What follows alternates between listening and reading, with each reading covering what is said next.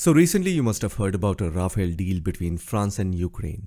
It is not just a defense deal, but a journey that shows how Europe, Ukraine and even India's own Rafale story are now linked in surprising ways. On November 17, Zelensky visited Paris. He was tired but determined because Ukraine has been hit again and again by Russian missiles and drones. And then Emmanuel Macron makes a huge announcement, something nobody expected at this scale. France will give Ukraine up to 100 Rafale F4 fighter jets. India currently operates the Rafale F3R standard, but India is actively pursuing the acquisition of the latest Rafale F4. And look at here, Ukraine has been told that they are going to get 100 Rafale F4 fighter jets. Not just that, France will also deliver advanced radars, air defense systems, drones and production partnerships. But here's the catch. This deal sounds massive, but the delivery of Rafales will go on till 2035. That means 100 of these jets will be delivered over a span of 10 years. And what about the financing? Not final yet. Just think about it. If a country like India wants to buy these jets, we have to pay huge amounts upfront and then wait years for delivery. But here, a war-torn nation is being promised 100 of the latest Rafale jets, and everyone is casually discussing how to finance it, almost as if it's a friendly gift. So much emotions are being tied around a massive business deal. But I'll tell you the real reason. France wants the European Union funds and even the frozen Russian assets, something that is creating big arguments inside Europe. The European Union currently holds about approximately $225 billion in frozen Russian assets, primarily belonging to the Russian Central Bank. And the European Union is developing plans to use interest income, estimated at about 3 billion euros per year, from these assets to support Ukraine. So yes, it is a long-term promise, but not a quick fix. Meanwhile, on the ground, Russia is firing 6,000 glide bombs every month. Energy plants, railways, whole cities going dark. Ukraine's current air defense is not able to defend properly. Even with jets like Mirage and the incoming F-16s, they can't fully stop long-range attacks. But then Rafale will make a difference only if missiles like Meteor come with it at an early stage. The key over here is the Meteor missiles. Right now, Russia fires glide bombs from 50 to 70 kilometers away, staying outside Ukraine's defensive range. Ukrainian jets can't chase them because their own missiles don't reach far enough. Now the Meteor can hit targets up to 180 kilometers, way farther than most Russian air-to-air missiles. This means a Ukrainian Rafale could fire first, and whoever fires first usually wins the air battle. Meteor missile has a powerful rocket ramjet engine that keeps pushing even in the final phase. So if the missile locks on, the target has almost no chance to outrun it. Currently, Russian Su-34s and Su-35s are dropping glide bombs from long distances, which is completely safe right now for Russia. But then Meteor missiles can flip the situation. If Ukraine gets Meteor plus Rafale, Russian jets will have to fly further back or risk getting shot down before they drop bombs. Either way, Russia's daily bombardment reduces.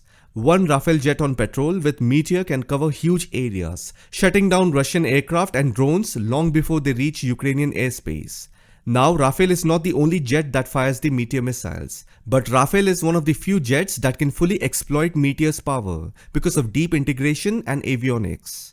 Think of Meteor missile like a smart long-range hunter, but it still needs the jet's radar and sensors to guide it. So while Meteor is not Rafale exclusive, Rafale makes Meteor reach its true potential. And also think about it, Russia does have good and powerful missiles, but then high-end missiles are limited and expensive. Russia, or for that matter any country, cannot afford to burn elite missiles on targets that may not return a strategic advantage.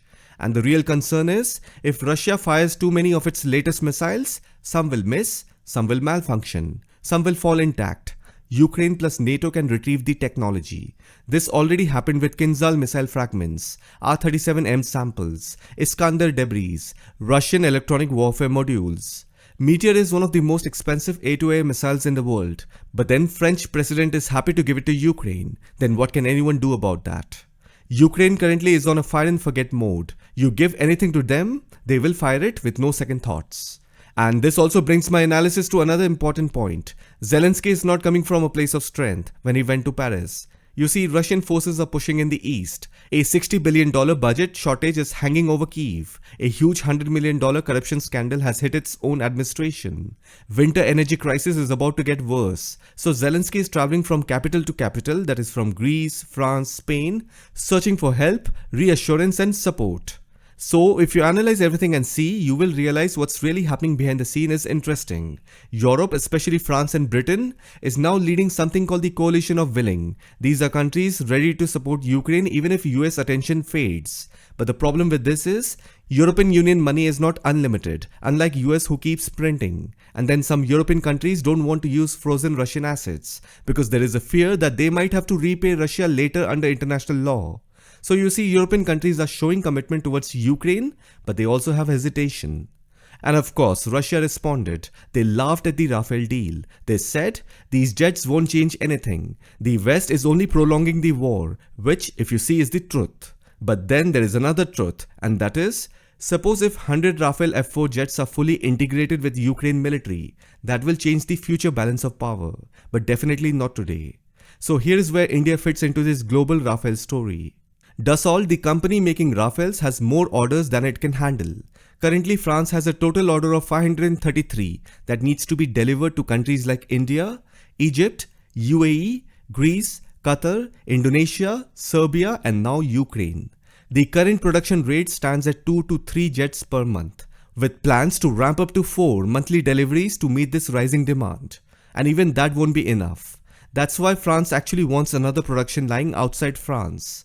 Guess where? India. India already flies 36 Rafales. Navy ordered 26. The Indian Air Force wants 114 made in India Rafales. Dassault is already collaborating with Tata to build Rafale fuselages in Hyderabad. India is even working with Safran to build its first indigenous jet engine with full technology transfer, something the US and Russia never agreed to. So basically, as the world buys more Rafales, India becomes a major manufacturing hub, which means more jobs, more indigenous production, cheaper Rafales for India, and long-term strategic power.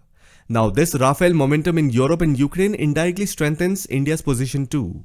So finally, if we tie all the threads, the France-Ukraine Rafale deal is not about today, it's about the next 10 years. It signals a couple of things: Europe taking leadership, Ukraine locking a long-term alliance, Rafale becoming the center of Western air power, India emerging as a future manufacturing base. But for Ukraine right now, the reality is harsh. The front lines are struggling, money is short, winter is coming, corruption scandals are rising, Russian missiles are still landing every night. The big deal helps Ukraine's future, but the immediate fight remains very difficult. So this whole story looks something like this, but with several ifs and conditions. Ukraine wants 100 Rafale F4. France wants political leadership in Europe. So Zelensky lobbying France is logical. But 100 Rafale F4, that's a huge number. It does sound like a political promise, but to make it military reality is something that needs many things to fall into place. Now the company Dassault faces supply chain gaps, overbooked orders, limited factory capacity. So yes, France cannot magically produce 100 F4 jets fast. France has openly said they want deeper industrial cooperation. India already produces Rafale engine parts, cockpit structures, weapons subsystems. Full assembly line is the next logical step.